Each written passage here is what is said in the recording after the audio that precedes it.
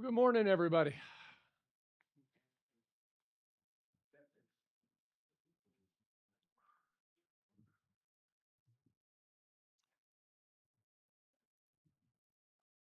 We're going to start a 3 to 4 week series. There's actually 4 sections, so it could be 4, but if we run through the next 3 fairly quickly,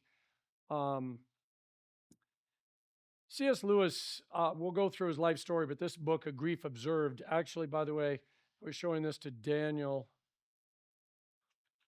This is the introduction. This is the actual book. It's really not all that many pages, and you'll notice there's big margins.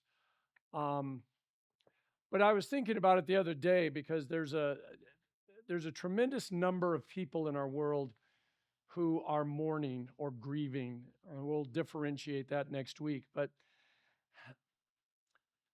for various things. And they may not even know that they're grieving or mourning. And we'll get to this quote next week, but one of the most beautiful quotes in this entire one is when C.S. Lewis says, "I sat with anger long enough until she finally told me her real name was grief." And that statement is just, it speaks volumes. So grief is a deep and poignant distress caused by or as if by bereavement. Bereavement is the state or fact of being bereaved or deprived of something or someone. Now, I want you to notice that neither one of those is really a definition. Okay? That came straight out of Merriam-Webster. The one points to this, that points to this, and it just keeps pointing you because normally when we are trying to describe something or define something, this is red, this is blue, this is this, this is this. And when they were describing grief and bereavement, they were simply taking you to another one. And the closest they got to was when it says something is taken away from you. Todd Bolsinger, in his book Canoeing the Mountain, said, "People do not resist change per se. People resist loss. You appear dangerous to people when you question their values, beliefs, or habits of a lifetime. You place yourself on the line when you tell people what they need to hear rather than what they want to hear. Although you may see with clarity and passion a promising future of progress and gain, people will see with equal passion the losses that you are asking them to sustain." In World War II, I remember my parents talking about their perceived loss because they were teenagers. They had to give up meat. They could only have so many eggs and milk. There was only so much gasoline. And yet they were willing to put up with that because they knew why they were doing it. 1974, I was working at a gas station when we had the energy crisis. People were coming in saying, "You have to give me as much gas as I want." Nope, sorry, limit of 10 gallons. And by the way, back then in the 70s, cars got 10 to 20 miles per gallon. Gas was cheap, and they did not understand. And the gas station was only open from 9 until 11 and from 2 until 5. That was it. We went from being a 24-hour-a-day station to open 5 hours a day. You could get all the work done in the garage, but you could not get gas. And people were angry, and they did not understand. Then Richard Nixon comes along. He says, everybody needs to lower their thermostats. We need to save it. And everybody began to say, why am I sacrificing? And they looked at their loss. In other words, this is the life that I am used to. And you are asking me to take something different, take something else. And I don't understand. When loss takes place, we find ourselves either able to understand it, we don't like it, but we understand why it took place, or we lose ourselves in it was unfair. Grief equals loss or perceived loss. And I have to say perceived loss because not all losses are actual losses. Sometimes we are trading something. So Nancy and I had an old Ford Tempo. That was the car that we moved here with. And for a period of time, we traded it then for a Mazda Protege, which was their smallest one. Then we got a third child, and we couldn't fit all the car seats in the back seat. So we got a slightly larger car. We were down at the dealership. Now we're getting a larger car. And my daughter Molly is bawling her eyes out. Why? Because her car, the car she loved, the car that she'd ridden in, the car that she'd known since she was a baby, was being taken away from her. Another story. The glass storefront at the back of the sanctuary, when I arrived in 1990, those were giant wooden sliding doors. And they did a terrible job of keeping what little air conditioning, because we didn't have the split duct, we had different units. And so if you arrived late and you were not used to it, you had to slide these big wooden doors, and you had no idea if when you slid them, you were going to be looking at the front of the congregation or the back of the congregation, because there was no way of telling. We said, we're going to do that. So we came in, and one Sunday afternoon, we took all those sliding wooden doors out, and we were carving them up to make way for the people that were coming to install the storefront. And my son was crying. He was crying over the loss of something that really didn't matter, but it was a perceived loss. Because to him, a change was taking place.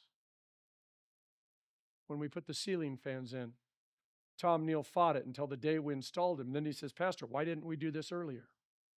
This is all about loss or perceived loss. So what's loss? Every one of us is going to have a different definition.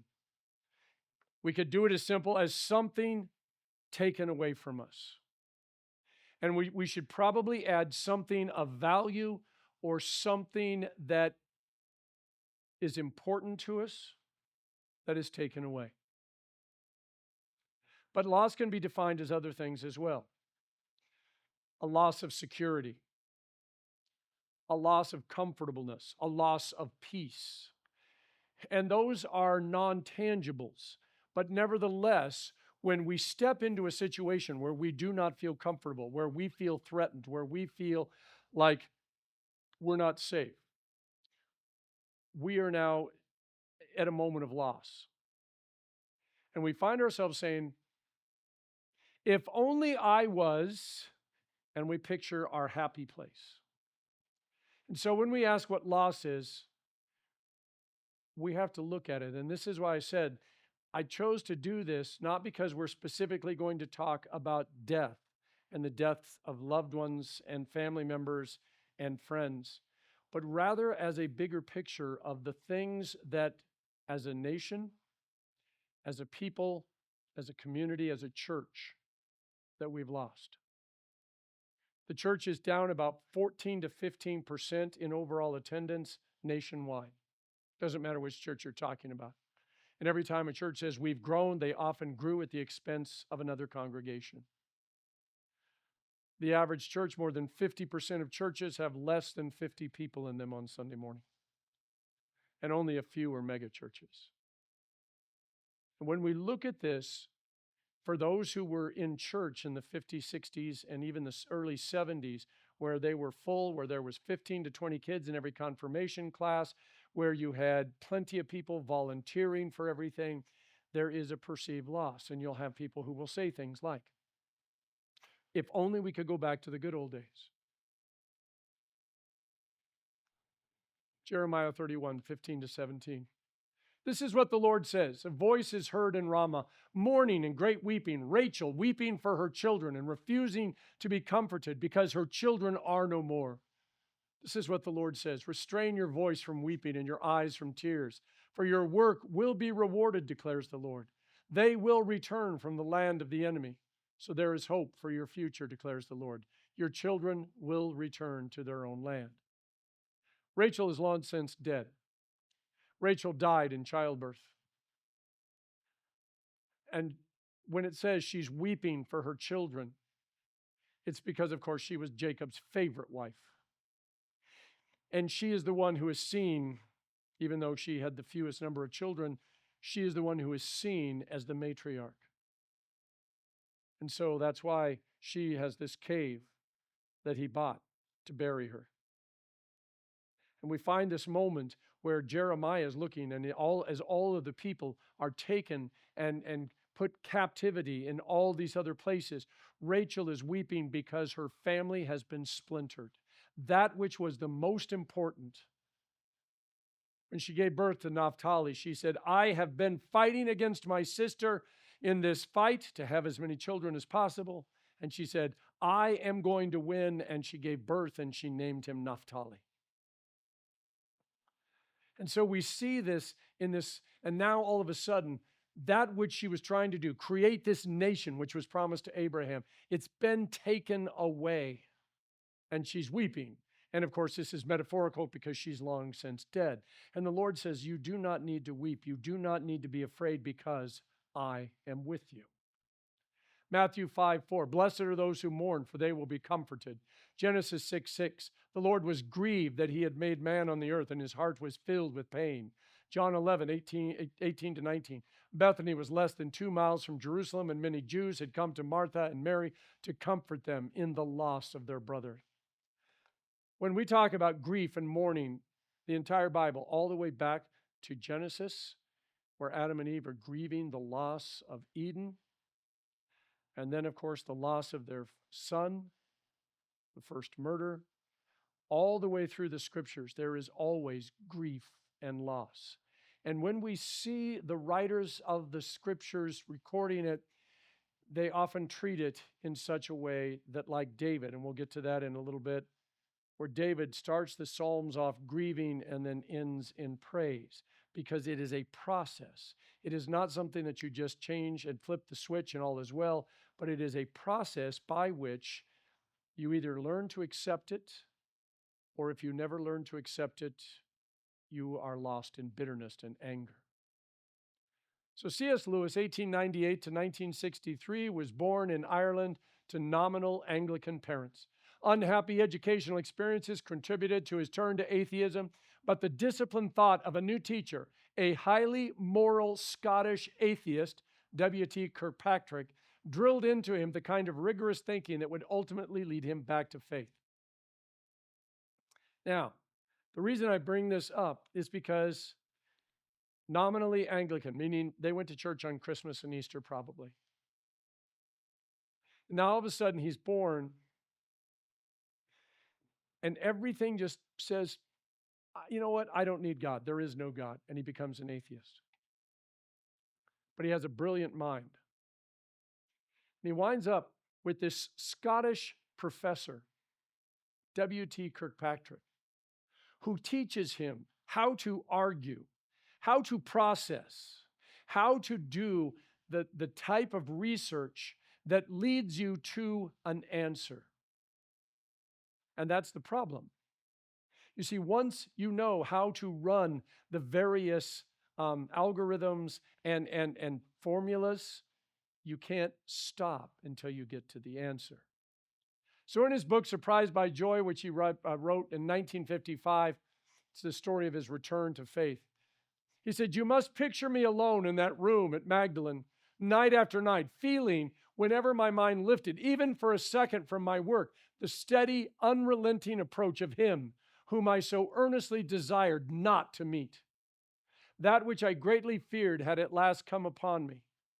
In the Trinity term of 1929, I gave in and admitted that God was God and knelt and prayed. Perhaps that night, the most dejected and reluctant convert in all England. Now, this is interesting because, today, when churches are doing big baptisms at the ocean or wherever, and they're all so excited and yay us, and I've chosen and I believe, and everybody's excited about it. And here C.S. Lewis says, I was in this room fighting God with everything that I had to fight him with. The God I was angry at, the God I didn't believe in, I was fighting with him. And finally, I ran out of excuses. I ran out of formulas. I ran out of everything, and he arrived in my life, and he says, and I was the most dejected and reluctant convert in all of England. Because all of a sudden, everything that C.S. Lewis was, this brilliant academic, is turned upside down. And everything that he once thought now has to be rethought because his premises are different. Now, there is a philosophical argument about whether or not knowing God, whether you're a believer or just one who acknowledges that there is a greater being, helps or hurts when it comes to grief, loss, and pain. This is the old, if God is almighty, can he make a rock that even he can't lift? Because either answer leaves God less than almighty. If God can make a rock he can't lift, then obviously he's not almighty. If God can't make a rock, then he's not almighty. It proves that God isn't as godly as he says he is or as godly as we need him to be. And this is where human reason, where we're always trying to figure this out. And C.S. Lewis is now caught in this quandary because faith is about to change him in ways. And by the way, his friends saw this change in him. Some applauded it because he was friends with a guy named J.R.R. Tolkien and others who wrote during that time, who were Christians. But he was also friends with individuals that were ardent atheists. When someone dies or a war breaks out or a disease, drought, famine kills 1 million people or a car accident takes the life of an 18-year-old, is God responsible for that? Or is it God, at worst, negligent? Where does human failure end and God's power begin? This is one of the things that C.S. Lewis now has to begin to struggle with. When are the problems of the world our problems because we created them and we failed to stop them? And when is it God's job to either prevent them, fix them, or just get rid of the consequences? And this is the thing that every time there is an earthquake, every time there is a hurricane, every time there is a tsunami, every time there is a California wildfire or a wildfire in Colorado or a wildfire wherever, every time we see this, this is what people are struggling with. And we ask the question, why did God allow this to happen? If God is a loving God, why did he allow it to happen? And by the way, if you point out to a parent especially, do you love your child? Yes. Then why does he have a broken arm? Well, he was going down the slide and he fell. Why didn't you stop him? Well, how did I know that he was going to break his arm? Well, you should have known. You should have wrapped him in bubble wrap. I can't wrap my son in bubble wrap. Well, then you obviously don't love your son as much as you say you do. Because if you did, you would make sure that he never got hurt. Now, they would consider that an absolutely ridiculous, worthless argument. And yet it's exactly what we're saying to God. God, I want you to remove my free will. I want you to remove any possibility of me sinning. I want you to remove any consequences, but I also want to be happy.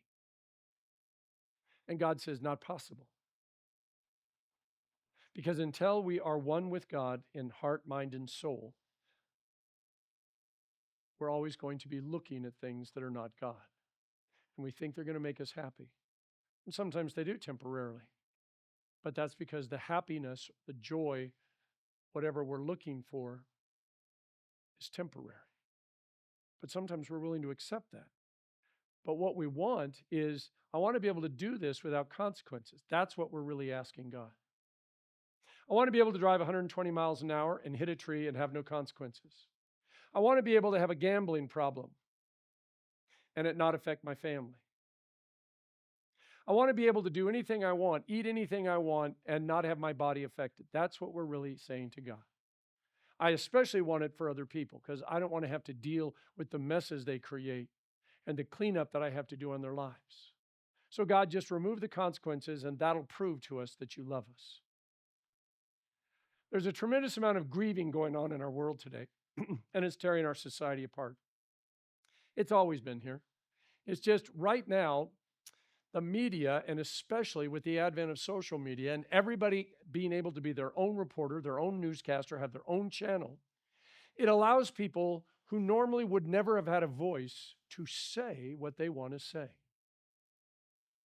And so whether you're talking about Ukraine and Russia, Israel and Palestine, China, Hong Kong, Taiwan, China and Tibet, climate change, species extinction, cultural shifts, immigration, migration, all of it has people on edge because they are uncertain of where it will wind up. And because there's multiple sides, not just two, individuals find themselves arguing over what the reality is. And I want to keep my reality. I remember being in probably 4th, 5th, 6th, 7th grade and absolutely panicked over every test that I ever took. Because somewhere it was drilled into me that if I failed that test, I was going to fail at life. If I could not diagram a sentence, if I could not figure out what X was, I was going to be living on the streets with no hope for my life. And so I would be up at night, not studying, just worrying. Studying would have made too much sense. And then after I graduated from grad school, I suddenly realized that I had placed the wrong perspective on the tests.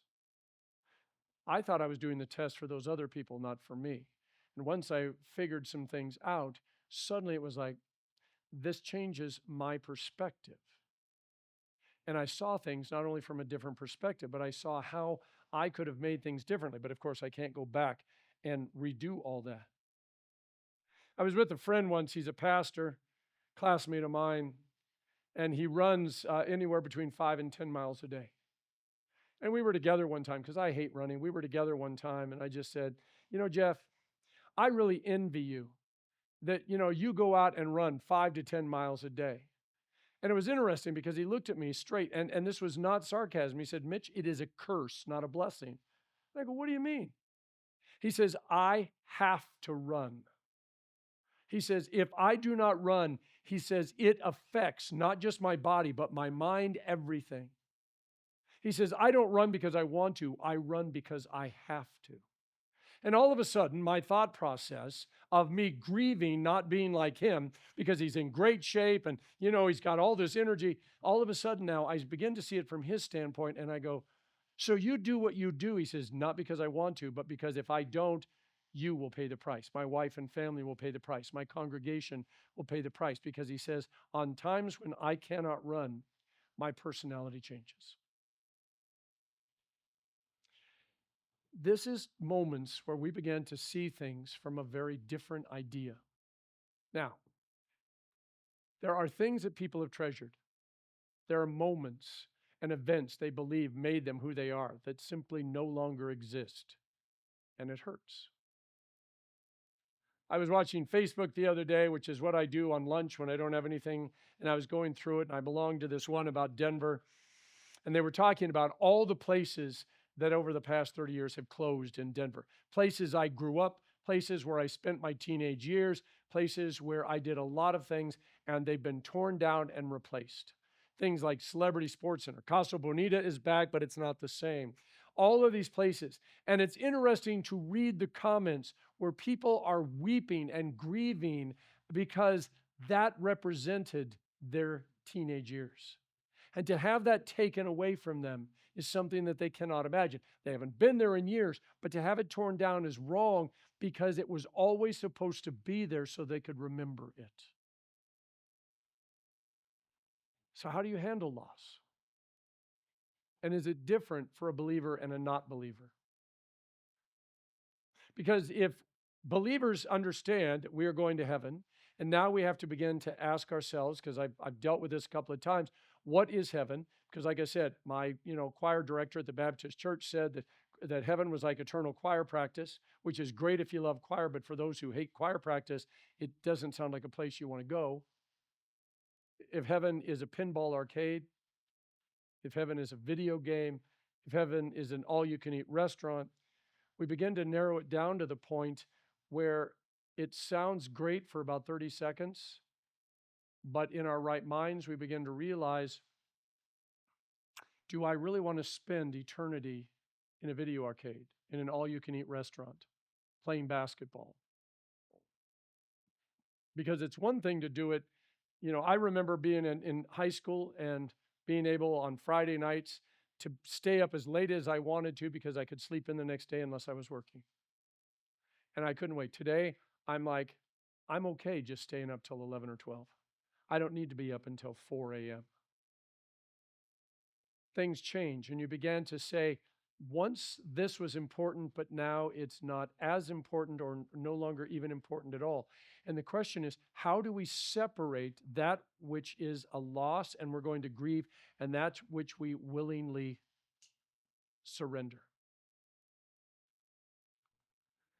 Helen Joy Davidman, born 1915, died 1960, was an American poet and writer.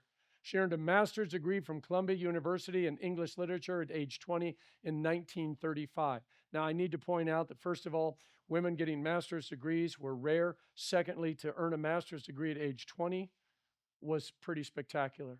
Her book, Letter to a Comrade, she won the Yale Series of Younger Poets competition in 1938 and the Russell Loynes Award for Poetry in 1939. She was an active atheist, became a member of the American Communist Party, where she met and married her first husband and father of her two sons, William Lindsay Gresham, in 1942. After a troubled marriage, he was having an affair with her cousin. They divorced. She left America with her sons and traveled to England, where she wanted to clear her head. Also, she had been reading the works of this guy named C.S. Lewis. She wanted to meet him, and he agreed to meet with her. And when she arrived, it says that she was smitten with him, but he not with her. They spent time together, and then she went back to America. Now, at some point, Davidman converts to Christianity, in part after reading C.S. Lewis's work. Lewis began to consult with her about his works, leading to a deep platonic relationship. He saw her and her poetry and her giftedness, because she really was a genius, by the way, not just in writing. She was also a genius in music and other areas. He saw her as someone, his equal, and she was able to answer questions that he wanted to know. Davidman published her first and her best-known work, Smoke on the Mountain, an interpretation of the Ten Commandments, in 1954 with a preface by C.S. Lewis. So you've got this professional relationship going on. In 1956, Davidman's visitor's visa was not renewed, requiring her and her sons to return to America. Lewis agreed to enter into a civil marriage with her so that she could continue to live in the UK. The marriage, and this is his quote, the marriage was a pure matter of friendship and expediency. And they continued to live in separate homes. So they were married in name, but that was it. The couple lived separately after the civil marriage, but in October 1956, Davidman was walking across her kitchen when she tripped over the telephone wire and fell to the floor, breaking her left leg. They discovered the reason that her leg was broken is she had an incurable cancer that had spread into her breast, her lungs, and pretty much the rest of her body. Lewis recognized that he had fallen in love with her and how it would feel to lose her. He wrote to a friend, "New beauty and new tragedy have entered my life. You would be surprised, or perhaps you would not, to know how much of a strange sort of happiness and even gaiety there is between us." So they were living this completely separate life, working professionally, until she trips and falls and is diagnosed with cancer, and it doesn't look good. And suddenly C.S. Lewis says, "I've fallen in love with her." And he writes to a friend, he says, maybe you're surprised, maybe you're not. I'm surprised, he says. In March 1957, Lewis wrote in his diary, "One of the most painful days of my life, sentence of death has been passed on joy, and the end is only a matter of time." The relationship between Davidman and C.S. Lewis had developed to the point where they sought a Christian marriage. Now remember, in England and Europe, you get married by the justice of the peace, and then you go to church and you have the church bless your marriage. It's very different than the United States. They had come to the point where they felt that they actually wanted to be married, not just in the eyes of the state, but for themselves. The problem was she'd been divorced. And the Church of England did not look well on that, even though, of course, the Anglican Church was founded by a guy named King Henry who needed a way to get rid of all of his wives. So I think you can see the irony of this. But a friend and Anglican priest, the Reverend Peter Bide, performed the ceremony at Davidman's hospital bed on 21 March 1957. In Lewis's short essay on petitionary prayer, published originally in the Atlantic Monthly, he describes what happens next. He says, "A good man laid his hands on her and prayed. A year later, the patient was walking uphill through rough woodland, and the man who took the last x-ray was saying, 'These bones are as solid as rock. It's miraculous.'" Now, C.S. Lewis, like I said, we're not talking Pentecostal prayer. We're talking about the fact that he saw the book of James, and it says, "Anoint and pray someone did, and we're assuming, by the way, the good man, you'd have to look that up, prayed, and next thing you know, a year later, she's walking uphill in this wild woods out in the country. And the guy who took the x-ray say, her bones look great. Now, she's also undergoing treatment, but C.S. Lewis is crediting the prayer. For 3 years, the two of them reveled in life together, but then the cancer returned. A year before her death, Lewis quotes an experienced Christian as saying, I have seen many striking answers to prayer and more than one that I thought miraculous. But they usually come at the beginning, before conversion, or soon after it. As the Christian life proceeds, they tend to be rarer. The refusals, too, are not only more frequent, they become more unmistakable and more emphatic. Now, so Lewis, quoting this experienced Christian, is saying that for those that are brand new to the faith, when they pray, miracles seem to happen.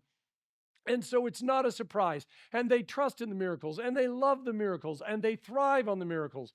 But then, as Christians get more long in the tooth, and time begins to work on them, the miracles seem to fade.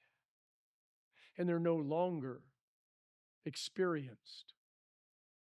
And the older Christians began to feel like God's not paying attention to them. It's not surprising, by the way, that whether you're talking about the Lutheran Church, the Catholic Church, the Presbyterian Church, Baptist Church, or the Foursquare Gospel churches, the people who tend to invite their friends, relatives, and neighbors to church are people that have been members of that church for less than a year or two. They're still excited. They see the problems of the church, but they don't allow that to push them away. And so they're excited about bringing their friends and neighbors to church. Christian prayer, by the way, not only do we say we do not experience miracles, but we also don't pray for them because we've gotten pretty much intoxed on them. We're not intoxicated. We consider them toxic. Lewis asks the burning question and offers his answer. He says, does God then forsake just those who serve him best? Well, he who served him best of all said near his tortured death, why hast thou forsaken me? When God becomes man, that man of all others is least comforted by God at his greatest need. There is a mystery here, which even if I had the power, I might not have the courage to explore. And he points out, Jesus is on the cross. He's dying because God told him to die. And he's up there and he says, why have you forsaken me? And C.S. Lewis is saying, I'm seeing this. And it's not that I don't want to explore it, but maybe I don't have the guts to explore it because maybe I'm not going to be happy where I see it lead. Meanwhile, little people like you and me, if our prayers are sometimes granted beyond all hope and probability, I'd better not draw hasty conclusions to our own advantage. If we were stronger, we might be less tenderly treated. If we were braver, we might be sent with far less help to defend far more desperate posts in the great battle. This is from his work, World's Last Night. And do you hear what C.S. Lewis is saying? The more faith we have, the more we're expected to put it into place. The more experience we have, the more we're expected to do with our own resources. See, when we're brand new to the faith and we don't know anything, God is willing to help us. But the moment that we become more solid in our faith, God says, you have everything you need, so I don't need to spend my time with you. I'm going to spend all my time over here with them. And the first thing I think of is a 3-year-old who has a brand new baby at home. And it's like, Mom, spend time with me. Mom, feed me. Mom, cut up my meat. Mom, do this. Mom, do that. And Mom says, I need to spend time with the baby. You can do all those things. You can tie your shoelaces. You can feed yourself. You can do this. You can do that. But the baby can't. And the 3-year-old is looking at it going, I want to get rid of the baby because I deserve the attention. And when we see this, we began to understand exactly what C.S. Lewis is looking at. So Joy died in 1960. By the way, C.S. Lewis dies just 3 years later. But when she dies in 1960, now remember, this was a platonic marriage. It was done out of expediency and necessity so that she could stay in England. Then the cancer treatment or diagnosis and treatment, he discovers he's in love with her. They get the Christian marriage. They've had 3 years, a couple of which are just pure miracles. And then she dies. When Joy died, Lewis' brave words melted down into a grief observed, a compilation of 4 handwritten journals that Lewis wrote to work through his pain. He published the book, A Grief Observed, under a pseudonym, N.W. Clerk. Now, the funny part is that as C.S. Lewis is grieving, and this book comes out called A Grief Observed, his friends were going and buying him the book that he wrote, but published under a different name, and they're saying, this might help you. I've always loved that. But you see, what it says is that he did something that even his friends, some of which, by the way, are not believers, recognized. So now we move to book 1, the first of 4. The locked door and the empty house. The empty house. Meanwhile, where is God? This is one of the most disquieting symptoms, he says. When you are happy, so happy that you have no sense of needing God, so happy that you are tempted to feel his claims upon you are an interruption, if you remember yourself and turn to him with gratitude and praise, you will be, or so it feels, welcomed with open arms. God, everything's going well today. This is a great day. I love today. Today is fantastic. You have given me sunshine and rain just in the right amounts, and you've made me happy, and my favorite song came on the radio, and I am just so happy. And when you say, God, this is great, you feel like God has got his arms open wide, and he's ready to receive you, and he says, yes, because you are my child, and I love you more than everybody else, and so I will take care of you. The sense of God is a tough thing to define, though. Is God here or there, even when we don't feel him? Is God always here? And how do we know? See, this concept of I feel close to God or I feel farther away from God. And there's that, that meme that simply says, if you feel far away from God, guess who moved? And it wasn't God. But Jesus said, I will be with you to the ends of the age. I will be with you to the ends of the earth. I will be with you wherever you are. I have placed my Spirit within you, which means wherever we go, the Spirit is with us. But we are a people who tend to thrive on feelings, on proof. I want to know you love me. I want to know that you accept what I'm doing. I want you to know that you value me. And whether it is with other humans or with God, we are looking for some form of validation. And the validation, by the way, is going to be proof of what we're looking for. And so C.S. Lewis says, when everything is going well, big thumbs up. Obviously, God loves us. Everything's fine. Now, here's where we get the argument from silence. As long as mom or dad, as long as the teacher doesn't say anything, then whatever I'm doing must be okay. Because if what I was doing was wrong, mom would say something, dad would say something, the teacher would say something, the neighbor would say something. So it's okay. The argument from peace. As long as I'm at peace, as long as I'm healthy and wealthy, God must be agreeing with what I'm doing, because if I was doing something wrong, then God would punish me or God would take it away. Now, what would you want, desire, expect, demand of God to know that he was with you? What would be the proof that could not be denied if you were looking to prove that God is with you? Judges 6:36-40. Gideon said to God, if you will save Israel by my hand, as you have promised, look, I will place a wool fleece on the threshing floor. If there is dew only on the fleece and the ground is dry, then I will know that you will save Israel by my hand, as you said. And that is what happened. Okay? Now this is it. Gideon rose early the next day, squeezed the fleece and wrung it out of dew, the bowl full of water. But then Gideon said to God, now don't be angry with me. Let me make just one more request. Allow me one more test with the fleece. This time, make the fleece dry and the ground covered with dew. That night, God did so. Only the fleece was dry and all the ground was covered with dew. God comes and he says, Gideon, I've chosen you to rescue my people. Gideon says, great God, this is fantastic. Now, please don't get upset, but I'm going to need more than your word for it. I want you to do something that is, at least in my mind, enough that I can prove that it really was you. So here's this fleece, and I want it to be wet and the ground to be dry. Then he goes, wow, that was great, God, but it still could have been an accident. Tell you what, let's flip it around, fleece dry, ground wet. Now, at that point, Gideon ran out of options. He still wasn't happy, but he said, I threw two things at you, you gave it to me. What would you want from God? Genesis 28, 20 to 22. Then Jacob made a vow saying, if God will be with me and will watch over me on this journey I am taking and will give me food to eat and clothes to wear so that I return safely to my father's house, then the Lord will be my God, and this stone that I have set up as a pillar will be God's house, and of all that you give me, I will give you a tenth. So God, if you clothe me and feed me and bring me back safely to my dad's house, then I'll give you 10% of everything that I make. Now this is an absolute internal selfish act.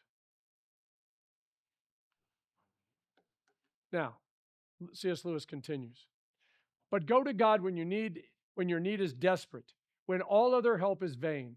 And what do you find? A door slammed in your face and a sound of bolting and double bolting on the inside. After that, silence. You may as well turn away. The longer you wait, the more emphatic the silence will become. There are no lights in the windows. It might be an empty house. Was it ever inhabited? It seemed so once, and that seeming was as strong as this. What can this mean? Why is he so present, a commander in our time of prosperity, and so very absent, a help in time of trouble? What C.S. Lewis is describing is when you are kneeling at the bedside of someone you love and you are praying over and over again, heal them, and they're not healed. And you're like, how is it possible that God is ignoring me? Now, God's not ignoring you. God is saying either no or wait. But it sounds like silence. And it's interesting because when things are going well, you just assume that God is the one who's doing it. You know, because you've been so good, God's allowing you to go off and make money and do all this great stuff. And so we begin to see in this about grief. We begin to see what it's like when we are praying and we're the only ones praying and it doesn't seem like God is listening. And if he's listening, he's not answering, or he's answering in the negative, which makes us ask the question, what did we do wrong? The first time returning to a home after the death of a parent or a sibling or a grandparent, what are the feelings? Why does it seem empty, even though it's filled with furniture and all their stuff? What has changed? My dad was in his last days of hospice. He was still living at home. I had scheduled to fly out on Tuesday night. He died that morning. I kept my flight. I arrived at the house a few hours later after they had removed his body. I walked into the house and everything was exactly the way it was, except my dad wasn't there. And yet everything was different and yet the same. And this is where when we back up and we ask the question, whether it's our nation, our church, our community, our life, no matter what it is, we're asking the question, what changes when everything appears to be the same and yet it's not? Is God really more present in our success, or is that because we don't need him? We're doing quite well on our own, thank you. Now, can we conjure him sitting in the bleachers cheering us on, so proud of us? And this is what we're asking. When things are going well, is God just sitting in the bleachers going, man, you've got this. You're just doing great. You know, maybe I played catch with you in the backyard, but man, this is all you. Is that why God is so with us? Because God's proud of us and he sees us being successful. Now, when we talk about the silence of God, what is the purpose of silence? Is silence good or bad? And when God is silent, is it because he is not speaking, or because he is using a different means of speaking. Nancy and I will call our granddaughter, and I don't have an iPhone, so I can't do FaceTime. And so I will be talking to my daughter with my ear up against the speaker and using the microphone on my phone like this. And my granddaughter Eden will say, "Look at my new shoes, Grandpa." And I will hear Katie in the background, "Grandpa can't see your shoes." And then my granddaughter asks, "Why not?" Because he doesn't have a phone that has the picture on it. And then, of course, it goes off into why not? And it branches off. But my granddaughter then will say, "Can we call him on Grammy's phone?" Because she really wants to show me the shoes. I've learned that if Grammy's not around and we're not going to be able to do that, I have to say things like, "Tell me about your shoes. What color are they? Do they have sparkles? Do they have characters on them?" In other words, we have to find a different way of communicating what my granddaughter wants to share with me. And this is what C.S. Lewis is going to be getting at when we start up next week. God is always speaking. The question is, where is he speaking? How is he speaking? And what manner of speaking is he using? And if we're looking, we're okay. We have a lady that walks by here. She has a dog. I've met her. We talk occasionally. She is legally blind. She has a very narrow focus. And I have to remember that because her dog's name is Belle. She's a Labradoodle. And I have to remember that because when she's walking, she stares straight ahead because her focus is so narrow that in order for her not to trip or fall, she must constantly pay attention. So if I call out, "Hey, Belle," Belle immediately turns. She sees me. But her person is lost. She has to locate me, and literally, because her field of vision is only this big, she has to find me, and then once she knows where I'm at, then we can talk. And I have to remember that. So sometimes I have to keep talking so that she can find me if she's like 25 or 30 feet away. And you watch the difference between Belle, who finds me immediately, and her person that takes a while to locate it. And I have to remember that if I'm going to show her something, her ability to see what I'm showing her is limited. And so sometimes I may have to move closer, or I may have to exaggerate the motions that I'm using in order for her to be able to see it clearly enough. And this is what C.S. Lewis wants to get to. He says, "I showed up at the house. Whenever I show up and everything's fine, there's a party going on, I'm welcomed inside." But he says, when I showed up with a need and knocked on the door, not only did the door get slammed shut, but I heard multiple locks going, all the lights went off, and it was as though nobody lived there. This is how C.S. Lewis is portraying the feelings of his loss. Next week, we will finish off chapter 1 and get started on chapter 2. Aloha, ahui ho.